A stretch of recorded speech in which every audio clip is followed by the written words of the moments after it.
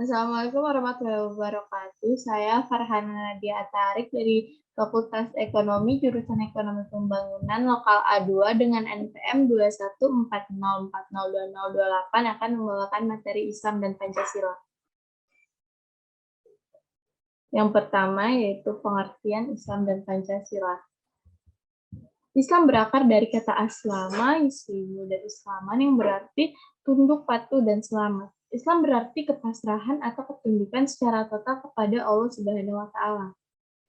Sedangkan Pancasila adalah dasar negara serta falsafah bangsa dan negara Republik Indonesia yang terdiri atas 5 sila, yaitu yang pertama ketuhanan yang Maha Esa, kedua kemanusiaan yang adil dan beradab, tiga persatuan Indonesia, keempat kerakyatan yang dipimpin oleh hikmat kebijaksanaan dalam permusyawaratan perwakilan, dan yang terakhir yaitu kelima keadilan sosial bagi seluruh rakyat Indonesia. Yang kedua, hubungan antara Islam dan Pancasila. Islam dan Pancasila keduanya memiliki hubungan yang sangat erat. Hal ini dibuktikan dengan nilai-nilai yang terdapat dalam Pancasila tergantung juga di dalam nilai-nilai Islam. Sila pertama yaitu ketuhanan yang Maha Esa. Sila ini mengandung ajaran ketauhidan dan keimanan kepada Tuhan yang Maha Esa.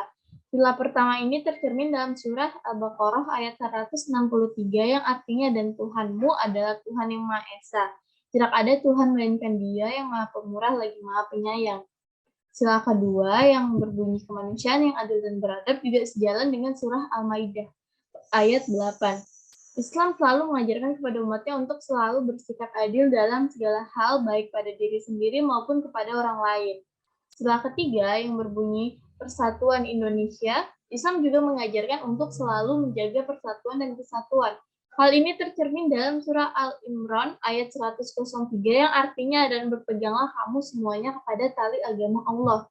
Dan janganlah kamu bercerai-berai. Selain itu, sila keempat dan kelima juga sejalan dengan Al-Quran. Sila keempat yang berbunyi, kerakyatan yang dipimpin oleh hikmat kebijaksanaan dalam pemusyawaratan perwakilan. Sebagaimana sila keempat, Islam juga mengajarkan untuk bermusyawarah. Bagaimana firman Allah Subhanahu wa Ta'ala dalam surat Asy-Syura ayat 38, bagi orang-orang yang menerima atau mematuhi seruan Tuhannya dan mendirikan sholat, sedangkan urusan mereka diputuskan dengan musyawarah antara mereka.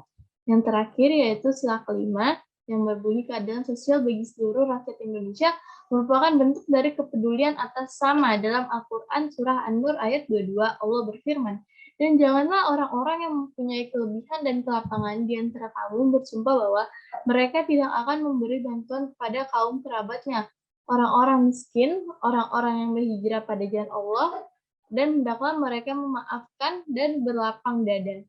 Apakah kamu tidak ingin bahwa Allah mengampunimu dan Allah adalah Maha Pengampun dan Maha Penyayang?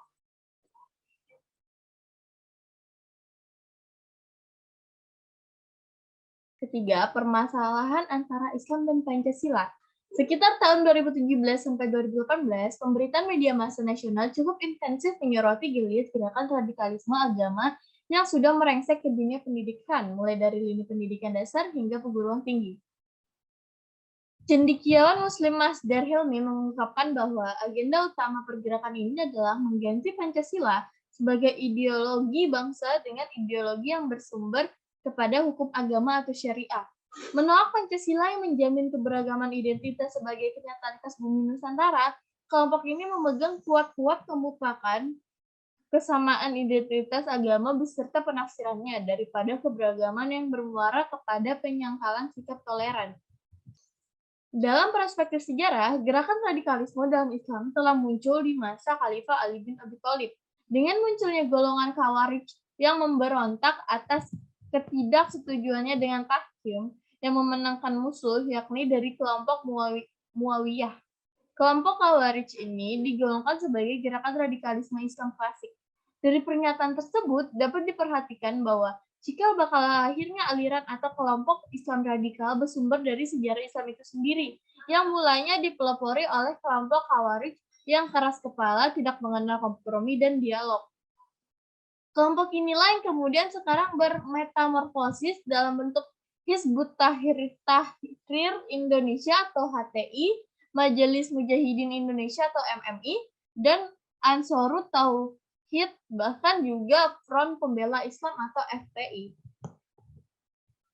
Radikalisme agama yang sedang memperlihatkan perkembangannya yang semakin masif di Indonesia, menurut Muhammad A.S. Hikam dalam bukunya Deradikalisasi, menerangkan bahwa gerakan ini secara umum bersumber kepada aliran Wahabisme yang menekankan kemurnian hidup agama sesuai dengan hukum agama.